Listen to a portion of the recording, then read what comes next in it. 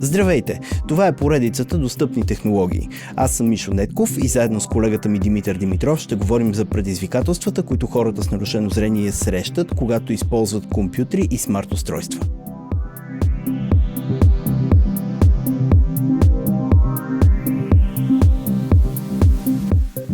Това е Достъпни технологии. Аз съм Мишо Нетков. Аз съм Димитър Димитров.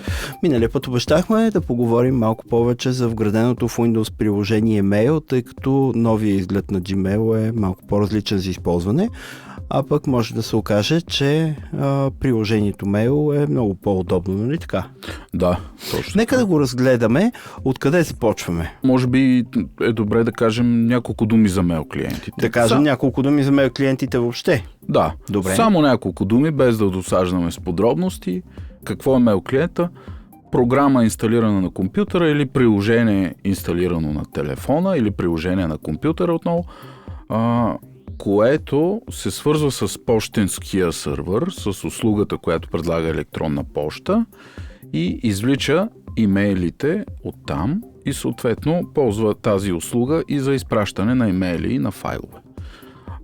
То пуска запитвания периодично и когато имаме нова поща, изважда известие под формата на банер или на звуков сигнал или на двете, така че да разберем, че имаме нова поща.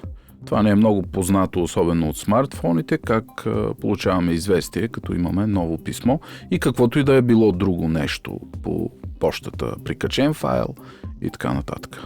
Да започнем конкретно с приложението Mail, което е вградено в Windows. Преди всичко да кажем това, че няма нужда специално да си го инсталирате, тъй като ако имате Windows 10 или Windows 11, то така или иначе е вградено в него, нали така? Да, идва предварително инсталирано заедно с Windows. Това, което трябва да направим преди да си впишем пощата в Mail клиента, е да го актуализираме. Защо? Защото ако е останала по-старата версия, още когато ни е бил инсталиран компютъра и Mail клиента не се е актуализирал, може пощенската услуга, която ползваме, да не позволи вписването на имейл клиент, който е стара версия. Как става проверката за актуализации? Проверката за актуализации става подобно както при смартфоните. Отваряме магазина на Microsoft за приложения, защото това приложение е на Microsoft. Пускаме проверка за актуализации, изчакваме да се актуализират приложенията и това е достатъчно. Не е нужно дори да търсим конкретно това приложение. То се казва Поща и календар или Mail and Calendar, ако ни е на английски Windows. Не е нужно специално да го търсим, просто е добре да пуснем настройката през магазина на Microsoft да се актуализират приложенията. Ето как се случва това. Отваряме старт менюто на Windows. Поле за търсене Edit. Пишем Store на английски. S-T-O-R Microsoft Store Система. Натиснете надясно, за да превключите визуализацията. Това е магазина на Microsoft. Отваряме го. Microsoft Store. Microsoft Store. Microsoft Store бътън. Магазинът на Microsoft за приложения предлага както платени приложения и игри, така и безплатни. Конкретно Mail клиента, който ще актуализираме, той е безплатен, предлага се безплатно от Microsoft и е поместен като актуализация в магазина. Тук на екрана виждаме различни предложения с приложения и игри, които Microsoft рекламират за продажба или за свободно инсталиране. Ние няма да се занимаваме с тях. С Shift-Tab се придвижвам до следната опция. Помощ 2 в 2. Начало. Чуваме начало.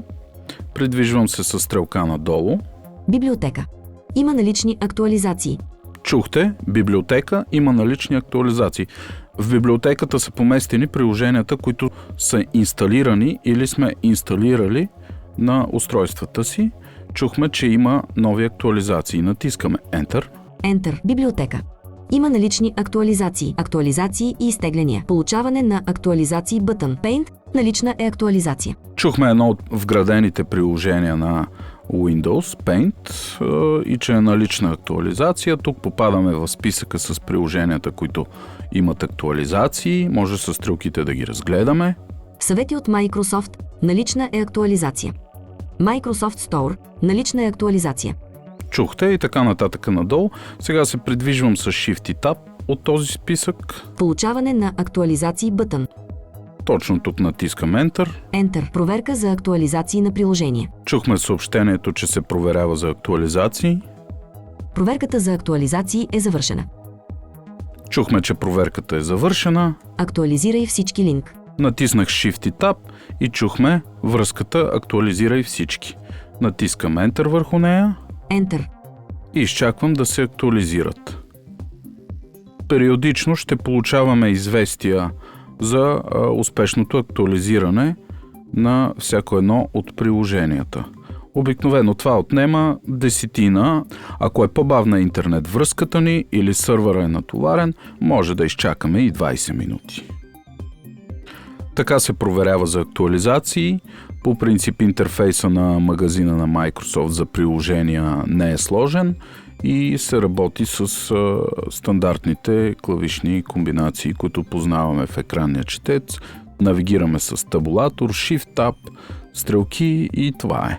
Изчакваме да се актуализират приложенията и след това пристъпваме към вписване на почтата ни в мейл клиента. Нужно ли е това да се прави регулярно или трябва да се направи само веднъж в началото, когато си вписваме почтата? Прави се само веднъж, за да сме сигурни, че приложението е актуализирано и че няма услугата ни за почта да го отхвърли и да откаже вписване. Тоест оттам нататък, ако това приложение отново се актуализира със следващия апдейт и почтата си остава вписана и ние си ползваме мейла. Да, няма никакви проблеми, дори може и да не се усетим, че се е актуализирало. Окей, имаме актуализацията, да видим какво следва. Следва да впишем почтата си в Gmail конкретно. Може и други услуги за почта да се ползват. Аз ще впиша Gmail в приложението почта на Microsoft, което вече е актуализирано. Как да достигна до него? Обикновено не се намира на десктопа или на таскбара, затова отварям отново старт менюто. Поле за търсене Edit. Пишем почта. Почта. Приложение. Натиснете надясно, за да превключите визуализацията. Отваряме с Enter. Enter. Почта. Добавяне на акаунт. Избор на акаунт. Outlook. Outlook. Live. Тук приложението предлага няколко от популярните услуги за вписване, както чухме Outlook, Office 365, отново Microsoft услуга Office 365, Google, ето го Google, Yahoo и така нататък. Ако нашата пощенска услуга не се намира в този списък, трябва да изберем за вписване iCloud, друг акаунт, Pop или IMAP. Връщам се обратно до Google. iCloud, Yahoo, Google. Натискам Enter. Enter. Създаване на акаунт. Добавяне на акаунт. Свързване с услугата. Host Window. Изчакваме да се свърже с услугата. Ако екранният четец не ни върне обратно съобщение, че е свързано, може да проверим с табулатор или с стрелки. Забравили сте имейла си. Ето. Имейл, адрес или телефонен номер. Windows бътън. Имейл, адрес или телефонен номер. Enter. Имейл, адрес или телефонен номер. Попаднахме върху полето, в което трябва да впиша имейл адреса си. Изписвам имейл адреса. DIAITAR8282 @gmail.com. Натискам Enter. Enter. Group. Добре дошли, въведете паролата си password edit. Тук трябва да въведа паролата си. Star. И натискам Enter. Enter. Group. Пренасочваме ви пейдж. Вход Google профили пейдж. Windows иска да осъществи достъп до профила ви в Google. Вход Google профили пейдж. Чухме предупреждението от страна на Google, че Windows или конкретно това приложение иска да осъществи достъп. Трябва да го позволим. Придвижвам с табулатор. Windows бътън. Преглежда, редактира, изтегля и изтрива за постоянно. Това са текстовете, които обясняват какви права ще получи приложението на Windows до Google. Продължавам с Tab. Декларацията за общите условия. Отказ бътън.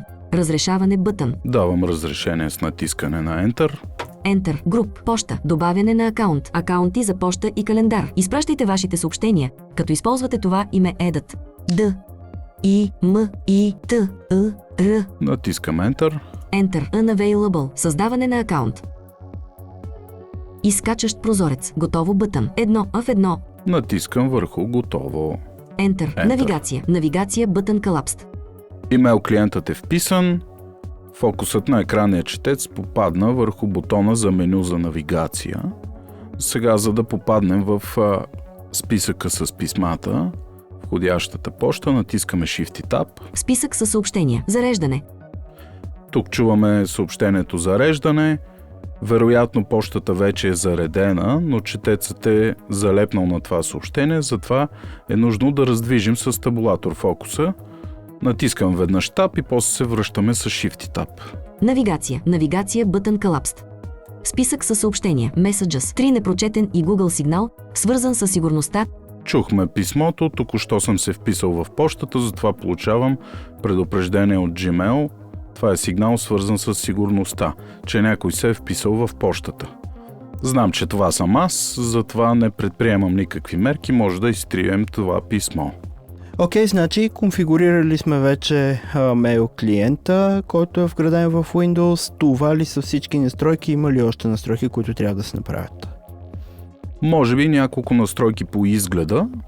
Аз предпочитам писмата да се появяват едно след друго, а не групирани по теми. По-лесно така навигирам в тях. Най-отгоре е най-новото писмо, под него е предходното и така нататък. А тук трябва да се пипне в настройките и другата настройка, която правя, е да издава звуков сигнал, когато имам нова поща. Как може да се доберем до настройките? Тук в този изглед, както ни е отворена пощата, просто натискаме Tab, докато стигнем до бутона с настройки. Навигация. Навигация бътън Collapsed. Нова поща бътън. Всички акаунти бътън. Папки бътън. Превключване към календар бътън. Превключване към хора бътън. Превключване към To-Do бътън. Настройки бътън. Чухме настройките, отваряме с Enter. Enter. Настройки. Управление на акаунти бътън. Тук се отваря списък с различни настройки, различни опции. Няма да се спираме една по тях, просто ще покажа това, което аз настройвам. Персонализиране бътън. Движим се с натискане на Tab. Автоматични отговори бътън. Фокусирани входящи бътън. Списък със съобщения бътън. Тук отваряме тази настройка списък със съобщения. Enter. Списък със съобщения. Разрешаване на действията с плъзгане бътън Checked. Това може да го изключим, защото ползваме екранен четец с клавиатурата, не ползваме мишка, не ползваме тъч екран. Space Not Checked. Изберете Account Combo Box Gmail. Продължавам да движа с Tab. Прилагай за всички акаунти Checkbox Not Checked. Тази опция може да я включим, защото ако впишем втори, трети и четвърти акаунт, настройката ще важи за всички и няма да е нужно отново да конфигурираме това. Space Checked. Продължавам с Tab. Бързо плъзване на дясно посочване Combo Box. Пропускаме го това, вече го изключихме. Бързо плъзване наляво по... Групирани по разговор Radio Button Checked. Точно тук е настройката за групиране по разговор. Аз предпочитам без групиране, натискам стрелка нагоре. Отделни съобщения Radio Button Checked. Списък със съобщения.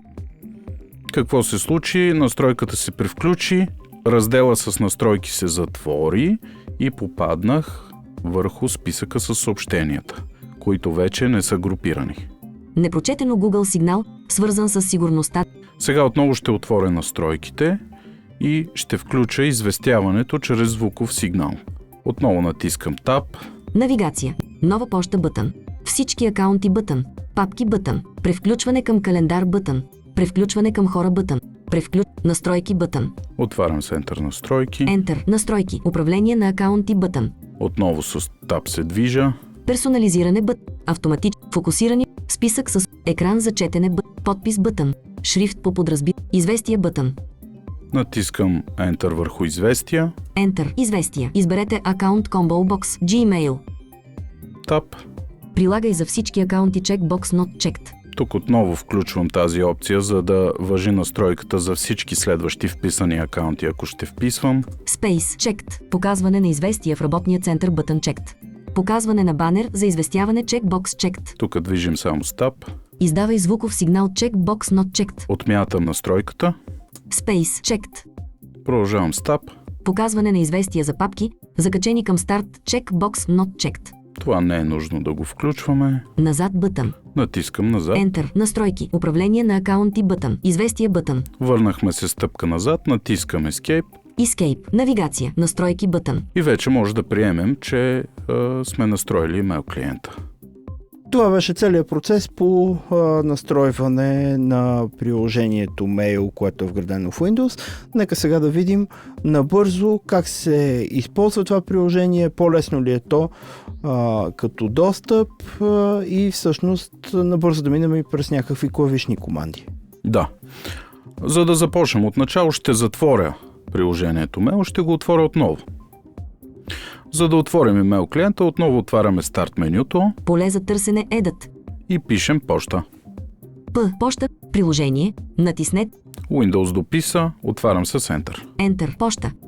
Списък със съобщения. Messages. Непрочетено Google сигнал, свързан с сигурността. Чухме имейла, който получих преди малко, когато се вписах. Т.е. това, което се случи, отворихме поща и попаднахме в папка входящи. Най-отгоре е най-новото писмо, под него е предходното и така нататък. Home. Непрочетено Google сигнал. Движим със стрелки нагоре-надолу. Непрочетено Google сигнал, свързан с сигурността. Непрочетено Google сигнал, свързан с сигурността. Имам няколко такива писма от Google. Продължавам надолу. Непрочетено Аглика Неткова очаквани материали 9. Димитър 13.11.2000. И така нататък. С стрелки нагоре-надолу разглеждаме писмата. Как ги четем? Като натиснем Enter върху някой от тях. Ще прегледам това на Google. Home. Непрочетено Google сигнал, свързан с сигурността 10. Натиснах Home, за да отида най-отгоре в списъка и с Enter. Enter. Екран за четене. Екран за четене. Запазено право 2024 Google. Space. Спирам с контрол да не ми чете автоматично. Какво се случи? Писмото се отвори в екран за четене. Мога да се придвижа така, както в текстов документ с Ctrl Home най-отгоре. Бланк. И да чета писмото ред по ред с стрелките или с Insert стрелка надолу да стартирам автоматично прочитане на целия текст. Бланк. Google. Бланк. Ново влизане в профила на Windows. Бланк. Картина 2. Бланк. Send mail link Димитър 8280. И така нататък. Прочитам писмото. Как го изтривам? Мога да изтрия писмото с клавишната комбинация Ctrl-D. Ctrl-D. Списък със съобщения. Messages. Ако писмото не е отворено, Google сигнал, свързан с ето сега съм върху писмо, което не съм отворил, не съм в екрана за четене. Тук мога да го изтрия с натискане на клавиша Delete. Аглика Неткова очаквани материали. Виждате, писмото изчезна. Тук трябва да внимаваме с натискането на Delete, защото не се чува съобщение, че писмото е изтрито. Трябва да слушаме четецът върху кое писмо попада на фокус. Тоест писмото изчезва и фокуса попада на предходното писмо, което не е изтрито. Когато трием по този начин писмата с натискане на Delete, трябва да внимаваме да не го задържаме продължително, защото командата ще се повтори по трети и така нататък и писмата едно по едно ще започнат да изчезват от входящата кутия. Разбира се, ние може да ги възстановим от изтрити, но ако правим същата процедура в изтрити, вече ще ни е трудно да ги възстановим или невъзможно. Нека видим и как се ходи по отделните папки в почтата с спам, входящи, изходящи, кошче и така нататък. Тук имаме екстра, с клавишна комбинация може да извикаме списъка с папките в почтата и те да се визуализират подобно, както това се случваше в стария мейл клиент Outlook Express. Комбинацията е Ctrl-Y. Ctrl-Y, изкачащ прозорец. Всички папки. Папка изходящи. 1 в 9. Чухме съобщението, всички папки, тук е ясно. Движим с стрелки нагоре-надолу. Папка входящи. папка цялата поща, папка чернови, папка изпратени, папка кошче. С натискане на Enter може да отворим съответната папка и да разгледаме писмата. Аз ще се върна обратно в входящи, с стрелка нагоре. Папка папка чернови, папка цялата, папка входящи. Натискам Enter. Enter. Списък със съобщения. Зареждане. Чухме съобщението списък със съобщения. Зареждане. Ако четецът залепне на това съобщение и не фокусира списъка със съобщения, отново раздвижваме с Tab. Навигация. Навигация Button Collapsed. Връщам с Shift и Tab. Списък със съобщения. Messages. Аглика Неткова очаквани материали Д. И сме върху писмата. Ако решим да отговорим на писмо, как става това? Имаме клавишни комбинации. Отваряме писмото. Enter. Екран за четене. Екран за четене. Чухме екран за четене. Тук се визуализира писмото, текста. Редакция на материали. Решавам да отговоря на това писмо. Комбинацията за отговор, reply, е Ctrl плюс R. Ctrl R. Списък със съобщения. Messages. Аглика Неткова очаквани материали 9. 28 редакция на материали. 1 в 2. Екран за четене. Екран за четене. Съобщение. Чухме съобщение. Проверявам със стрелка дали съм най-горе. Бланк. Отворила се е бланката за отговор и фокусът е върху полето, където се очаква да напиша отговора. Проверявам задължително със стрелка нагоре да не напиша отговора под цитата, защото отдолу е цитата на оригиналното писмо. Ето го. Бланк. Изпратено от линк поща за Windows. Бланк. Изпратено. 12 януари 2024 година. До. Линк Димитар. И така нататък. Връщам се обратно горе. Бланк. Тук навигацията се случва като в обикновен текстов файл. С Ctrl Home отиваме най-горе. С Ctrl End най-долу. Четем със стрелки нагоре-надолу. Пишем стандартно, без активиране или деактивиране на някакви режими. Точно все едно сме в текстов файл. Тук изписвам отговора. Здравей. З, Д, Р, А, В, Е и кратко. Кома. Enter. Изпращам файла. И, З, П, Р, А, Щ, А, М, Сп, Ф, А, И, Л, А, пирият. Точка. Тук мога да прикача файл.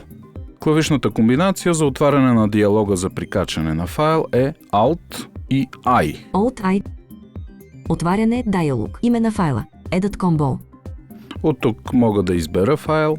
Екран. Sound Recordings. Това е стандартният диалог за избор на файлове. Използване клавишни комбинации при PowerPoint. Това е файла, който искам да прикача. Натискам Enter върху него. Enter. Екран за четене. Екран за четене. Фокусът се върна обратно в екрана за четене или там, където съм написал текста на отговора. Здравей. Изпращам файла. Как мога да проверя дали файлът се е прикачил? Натискам Shift-Tab. Чернова на заглавка. Прикачени файлове. Отваряне на използване клавишни комбинации. Ето чухме файла. Ако трябва да обобщим, прикачените файлове се визуализират между полето с тема на писмото и полето с съдържанието с текста на писмото. Ще ги прегледам с Tab. Тема Edit. Отн. Очаквани материали. Натискам Tab. Прикачени файлове. Отваряне на използване клавишни комбинации. Тук са прикачените файлове. Отново Tab. Съобщение. Здравей. Тук е текста на съобщението. Как се изпраща писмото? Натискам Ctrl-Enter или Alt-S, не Ctrl-S, да не се бърка, Alt-S или Ctrl-Enter. Избираме се едната от двете комбинации, свикваме с нея и си я ползваме само нея, за да не стават грешки. Натискам Ctrl-Enter. Ctrl-Enter. Списък със съобщения. Messages. Аглика Неткова очаквани материали 9. Какво се случи? Бланката изчезна от екрана и фокусът се върна обратно в папката входящи върху писмото, което отворих преди малко. Как мога да проверя дали писмото е вече изпратено? Ще отворя списъкът с папки с Ctrl-Y. Ctrl-Y. Изкачащ прозорец. Бътън. Всички папки. И търся папка изпратени. Папка входящи. Папка цялата поща. Папка чернови. Папка изпратени. Тук се запазват копия на изпратените файлове и това е мястото, където може да проверим, че писмото е успешно изпратено. Остана да видим още само две неща. Как препращаме писмо и как сваляме прикачени файлове, които някой е изпратил до нас. Добре, как да препратим писмо? Например, това, на което отговорих. Отварям го отново. Аглика Неткова очаквани материали 9. Отварям с Enter. Enter. Екран за четене. Редакция на материали. Чухме писмото. Как се препраща? С клавишната комбинация Ctrl-F. Ctrl F. Списък със съобщения. Messages. Аглика Неткова очаквани материали 9. 28 редакция на материали. 1 в 2 екран за четене. Чернована заглавка. Адресиране. До. Edit. Чухме до Edit. Това е полето за получател. Останалата част от писмото си е попълнено, както си е било в оригинал. Тук пиша получателя, до който препращам. Пиша, например, твоята поща. Михаил Нетков, gmail.com. Мога да придвижа с таб, за да прегледам все пак писмото, което препращам, дали всичко е наред с него, но ако съм сигурен в това, още тук мога да изпълня клавишната комбинация за изпращане на писмото. Ctrl-Enter. Ctrl-Enter. Списък със съобщения. Messages. Аглика Неткова. Какво се случи? Писмото е изпратено, бланката се изчисти от екрана и фокусът се върна обратно в входящи върху писмото, което преди малко отворих и препратих. Сега може да видим как се свалят и прикачени файлове. Отивам до писмо, което съдържа прикачен файл. Димитър Отн. Очаквани материали 10. 59 прикачен файл. Здравей. Чухме съобщението, че има прикачен файл. Отварям писмото. Enter. Екран за четене. Здравей, кома. Чухме екран за четене. Тук сме върху текста с самото съдържание на писмото. Здравей. Натискам веднъж Shift-Tab. Заглавка на съобщение. Отваряне на използване клавишни комбинации при PowerPoint. Docs 25,65 KB прикачен файл. Вече сме върху прикачения файл. Ако тук имаме няколко прикачени файла, може да ги разгледаме с стрелки наляво-надясно и нагоре-надолу. Ако файлът е само един, може да го свалим само него или да го отворим и да го разгледаме. Аз ще го сваля. Как става това? Както съм върху файла, натискам Application. Applications. Отвори бътън. Стрелка надолу. Запиши бътън. Ето го. Натискам Enter върху Запиши. Enter. Leaving Menus. Отваряне на използване клавишни комбинации при PowerPoint. Docs 25,65 KB прикачен файл. 1 в 1. Запиши като диалог. Име на файла. Edit Combo. Използване клавишни комбинации при PowerPoint. Чухме стандартния диалог за запис на файл. Ако сме сигурни, че ще се запише в документи, натискаме Enter върху името и файла ще бъде свален там. След като сме записали файла, фокусът се връща обратно на отвореното писмо. Ние може да го затворим с Escape. Escape. Списък със съобщения. И сме в входящата поща. Нека накрая да видим и как се изпраща ново писмо. Има ли някаква клавишна комбинация за това? Лесно ли става? Стандартна клавишна комбинация Ctrl-N като New и се отваря празна бланка за попълване на ново писмо. Ето го как изглежда. Натискам Ctrl-N. Ctrl-N. Екран за четене. Чернована заглавка. Адресиране. До. Edit. Фокусът попада върху полето за получател. Тук отново ще ти наспаме пощата. Придвижваме с табулатор. Михаил Нетков. Така. Продължавам нататъка, за да се добера до другите полета и да ги попълня. Михаил Нетков. gmail.com. Тук, между другото, като натисна Enter върху получателя, който ми излезе като предложение вече, защото ти напълних пощата с писма, полето се освобождава и мога да напиша втори получател. Продължавам с Tab, няма да добавям други получатели. Яксека бътън. Явно копие, скрито копие, познати са ни тези неща от пощите. Продължавам с Tab. Тема Edit. Тук е темата. Например, ще напиша Здравей. З, Д, Р, А, В, Е и кратко. Продължавам с Tab. Съобщение. Тук е бланката за съдържанието на съобщението. Пиша съдържанието на писмото и изпращам с клавишната комбинация за изпращане на съобщение, която е Ctrl-Enter или Alt-S. Аз предпочитам Ctrl-Enter. Ctrl-Enter. Списък със съобщения. Messages. Димитър Отн. Писмото е изпратено и фокусът се връща обратно в входящи. Каза, че предпочиташ Ctrl и Enter вместо Alt и S като команда. Защо? Често го бъркам с Ctrl-S.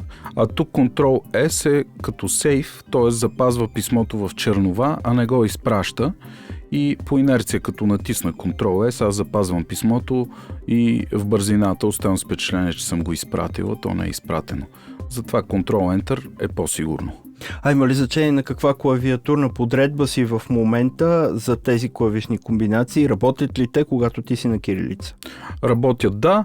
Разбира се, трябва да натиснем копчето, което съответства на английската азбука. Тоест, като си знаем, че е Alt и I, натискаме бутона, където се пада I, без значение каква е подредбата. На този етап така работи този мейл клиент. Може да се ползва без да се съобразяваме на каква подредба сме превключили. Като цяло да обобщим, според теб това приложение по-удобно ли е, отколкото да си ползваме Gmail през браузър? Това е мое лично мнение. По-удобно е. Както виждате, тук нямаме превключвания между виртуален курсор, изключването му и така нататък. Комбинациите са простички, познати са ни, нямаме клавишни последователности. Но все пак е въпрос на навик и на начин на работа с компютъра. Хубаво е хората да имат избор и да могат да изберат едното или другото и двете неща да бъдат достъпни. Това беше всичко по темата за вграденото приложение Mail в Windows. Благодаря на Митко Димитров, аз съм Мишо Нетков. Очаквайте скоро още епизоди на достъпни технологии в Хоризонти подкаст и в YouTube канала на Център за социална рехабилитация и интеграция Светлина. Благодаря ви. До скоро.